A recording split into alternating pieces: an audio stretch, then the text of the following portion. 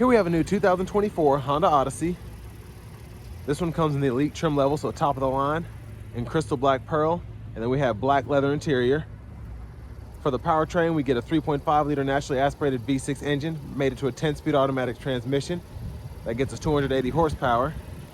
So as we come around the front end here, we do get LED headlamps along with LED daytime running lights and LED fog lights. The lights don't flash like that. That's just how my camera's picking them up.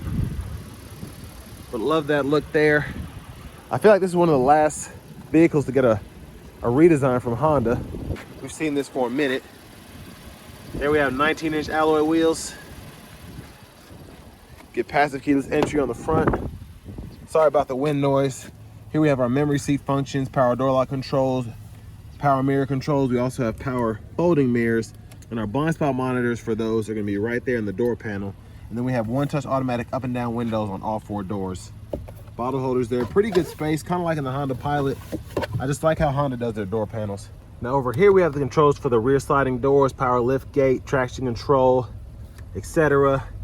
For the parking brake, you actually press it in to engage and then hit the brake, pull up to disengage. And then we have an automatic brake hold there. Release for our hood right here. Manual tilt and telescoping steering wheel right there. That's that latch. And then to the driver's seat, this is actually a 12-way power seat, which includes that 4-way power lumbar support. So very adjustable there.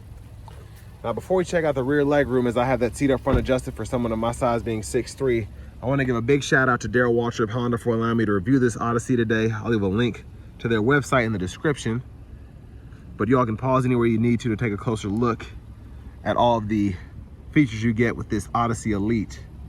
$51,345 is the sticker price. Let's go ahead and hop in here. And just like the Pilot I just reviewed, 70% US or Canadian parts content. That's crazy. Now the space behind here is fantastic. You can also recline this seat quite a bit back, excuse me. So that's why I'm sitting back this far. Very relaxing, very comfortable. But seat back pockets, I love this. We have a seat back top pocket and then a normal bottom one that's huge on both sides. So that's fantastic. The rear entertainment system is right here, so we can control all of that with a remote.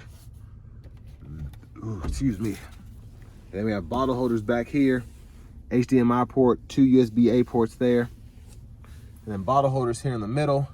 Pull this strap if it's down, and you can get that seat to go up. Kind of hard to do with one hand. We can do that, and then we can also pull it down or recline it like that. Now what's cool about this is if you pull up on this strap here and then pull the seat up, you can take this entire middle row out and then just have captain's chairs so that it's easier to get to the 3rd row. But I love these because they're extremely practical, having that removable middle seat. Just because if you need to have that 8th person for whatever reason, let's say 9 times out of 10, you only need 7 seats. But if you need that 8th seat at any time, you can just put it in there. And then I love having these rear blinds here. And I complain about my Pacifica all the time because I have a 22 Pacifica that doesn't have this, and it's very annoying. This should be standard on all family vehicles, I think.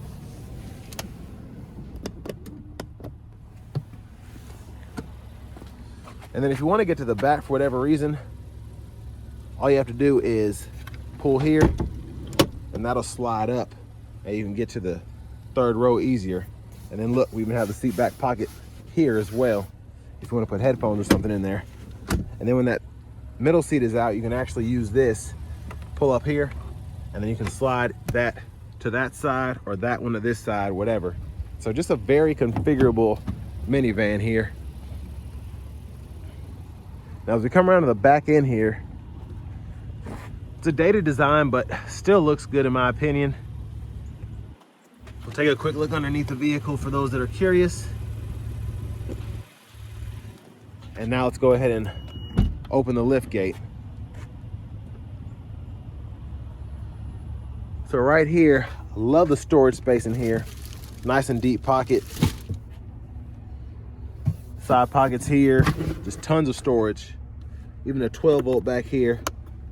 But yeah, this just is incredible. If you want to fit like 8 suitcases on top of one another, you can do that.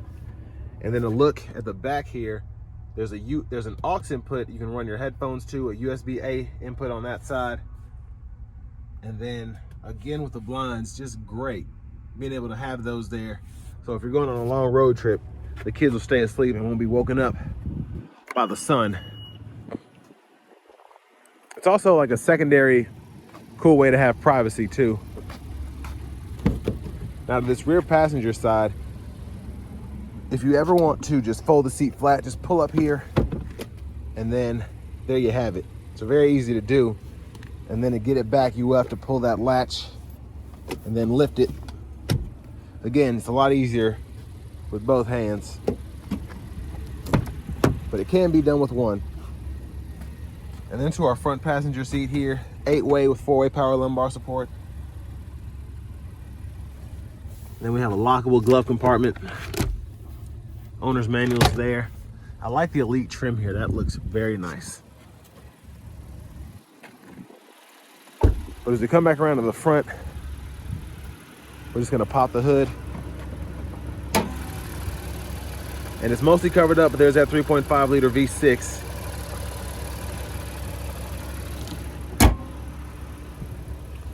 Now let's go ahead and hop in the driver's seat.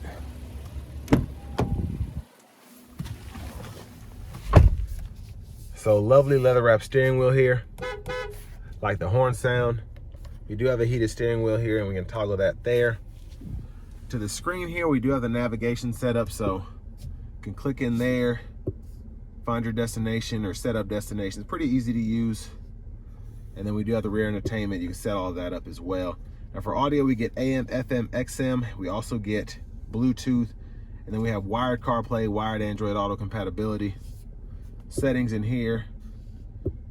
System settings, date, time, language, system units, all that's in there. I'm just gonna scroll through everything else. And then volume knob is here. You can click there to turn the audio off. So a nice, easy system to use. Vehicle settings are in here. You can go through that. And then all of your apps are right in there. You also get a hotspot as well. I forgot to mention that. For Wi-Fi, if you have an Xbox or something hooked up, you can still stream through that device on that rear entertainment system. Down here we have the dual zone automatic climate controls. We can pull up the rear climate by hitting that button, and then you'll have that on the screen there. And then you can adjust the fan speed and use the buttons as you would normally, turn the whole system on or off. Front climate, temperature setting. So love how it's set up here. We do get 3-stage heated and cooled seats as well for the driver, front passenger. And then I'm gonna pull up the backup camera. So nice picture there. Guidelines, follow you as you turn the steering wheel. But for the shifter, press P for park, R for reverse, N for neutral, D for drive. And then you can also go into that sport mode as well. Now here we have the Econ mode, the snow mode, the auto stop toggle, and the hazards. And then our Blu-ray player is right there. We have a 115 volt 2-prong plug-in, and then we do have a 12 volt and a USB-A charge port there. Bottle holders are here. We do get a wireless charging pad. And then our center stack, or center console cubby space, excuse me, has all of these headphones I was talking about earlier. You already have 2 sets that come with the system, then another USB-A and an aux input there. Now, of course, we have a power sunroof with this being the Elite trim. So we can push that sunshade back and one touch open the roof. And I like that it goes all the way back for the most part. And then we can one touch close it back. Sunglasses holder, doubles as a rear view mirror for the interior. There's a view of the back from up here. Looks like a bunch of Star Wars droids with these headrests. And we do have a universal garage door transmitter in that rear view mirror there. Now back to the steering wheel. Blinkers are here. Low beam, auto, fog lights, and then high beams and flash there. And then for the windshield wipers, we do have automatic wipers. So one time off, auto, low, high. Then we can adjust the auto sensitivity there. And then our rear wiper is here. Then we can pull there or there for that rear wiper fluid, pull up here for the front wiper fluid. Paddle shifters are behind the steering wheel. Volume controls here. We can go through radio station presets or track lists here. And then we can use this to go through our gauge cluster, these arrows here, as well as that enter key. So we can go through all of those options. You can also change your units from here, which I'm not used to seeing on the Hondas. With this being top of the line, having that digital gauge cluster in the middle, that makes sense. So it's very easy to change as opposed to having to go all the way through that screen. But I'll get back to that. Home buttons here to get there. Bluetooth buttons, voice recognition. And then we have our Honda sensing here. So adaptive cruise, lane centering, gap adjust for all of that there. You can adjust your speed here. Push button start. Finally, here's the key fob with remote start. And next it's time to take this 2024 Honda Odyssey Elite out on the road for a test drive. So starting the test drive in this Honda Odyssey, the V6's pickup is pretty decent. Now, for whatever reason, it doesn't feel as quick as the Pilot right now, but it is a minivan, and I also don't have it in sport mode, so I'm gonna probably do that here in a second and see how it accelerates. But right now, I just kind of want to see, kind of get a feel for how it drives. Now, with it being a minivan, the ride quality is very good. Overall driving dynamics are nice. And with it having this naturally aspirated V6, which is what, 280 horsepower, you have decent power. And then you're also able to just use paddle shifters whenever, and it listens to you. And then just hold that plus paddle if you want to go back into the auto mode if you're doing it on the fly. You can also just put it into the sport mode, and then that'll really liven things up. I'm gonna give it a little pull coming out of this red light. But again, the paddle shifters with this 10 speed, it listens, it really does. So it is quick off the line. It's not necessarily super fast, but it does have the horsepower. And torque is decent too. I mean, it's just fun to have paddle shifters on a minivan.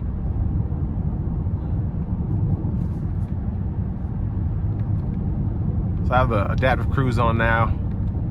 Gonna adjust the gap back. And then I'm gonna hold that plus paddle to put me back into the sport mode.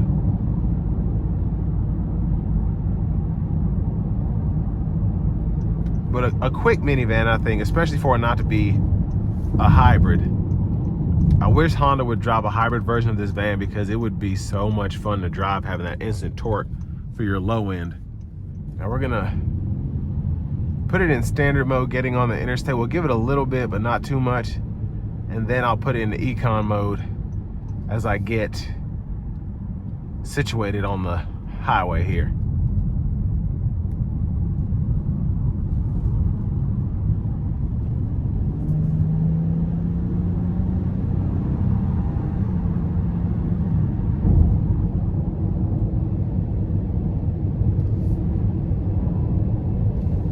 So we'll put it into the cruise here.